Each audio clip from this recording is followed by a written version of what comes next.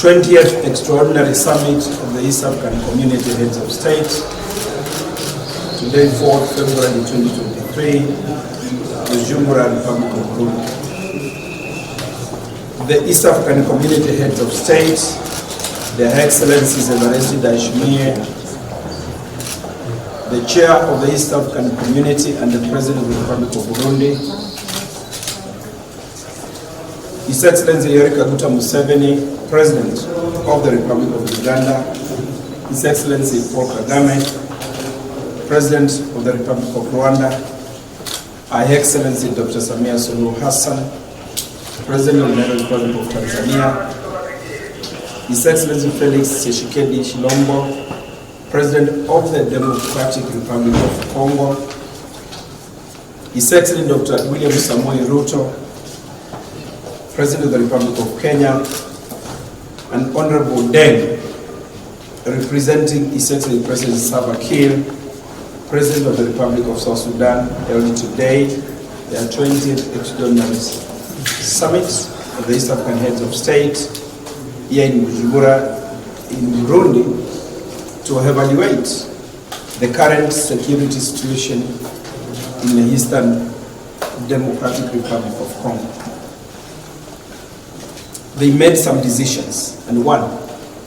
the summit received reports on the current security situation in the Eastern DRC from the facilitator of the East African-led Nairobi process and the force commander of the East African Community Regional Force. Two, the summit observed that the security situation in Eastern DRC is a regional matter and not a matter of one or two countries that can only be sustainably resolved through a political process, and it should be heightened so that it can enhance dialogue among all the stakeholders. The heads of state directed that the political process be strengthened and escalated to involve all stakeholders. The heads of state directed also as follows. One,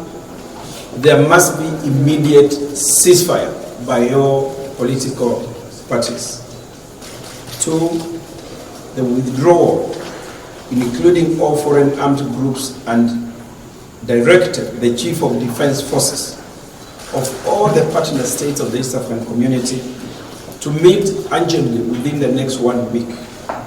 and set new timelines for the withdrawal and implement appropriate deployment matrix in different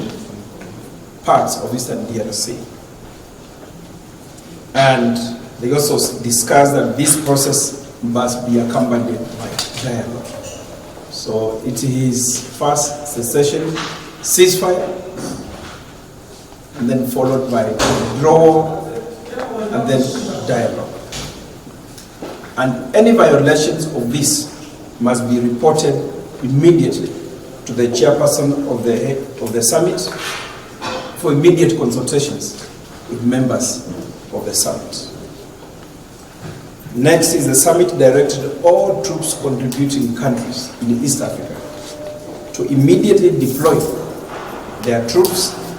and urged Democratic Republic of Congo to facilitate the deployment, particularly of the Republic of South Sudan and Republic of Uganda, who have been waiting for clearance from DRC. The heads of state reiterate their decisions at the high-level consultative meetings in the past, and particularly during the Rwanda process and also during the Sharm el-Sheikh consultations. And they commended the facilitator for the work well done, and also commended the international community for their political and also financial support. And they commended the Republic of Angola and the Republic of Senegal for the financial commitment and support they have extended. The summit also noted with appreciation the financial contributions by the Republic of Kenya and the United Republic of Tanzania, and thanked the Republic of Rwanda and the Republic of Uganda for their commitment to contribute financially to the peace process.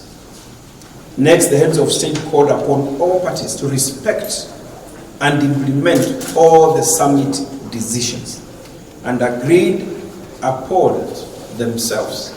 that any again violations should be reported immediately,